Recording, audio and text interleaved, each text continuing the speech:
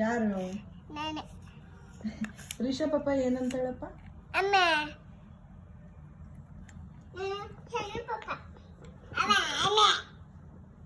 ಹೆಂಗ್ ಹೇಳ್ತಾರೆ ರಿಷಾ?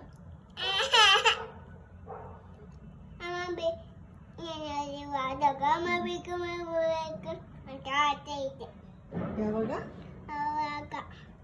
ಅಪ್ಪ ನಾನೆಲ್ಲ ಹೆಂಗ್ ಹೇಳ್ತೀರ? ಅವಳು ರಿಷಾ ಹೆಂಗ್ ಹೇಳ್ತಿದ್ಲ?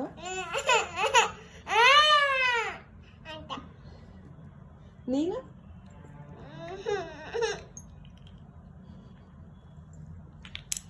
ಪಾಪ ನೀನ್ ಹೆಂಗ್ ಹೇಳ್ತಿದ್ದಪ್ಪ ತೋರ್ಸು.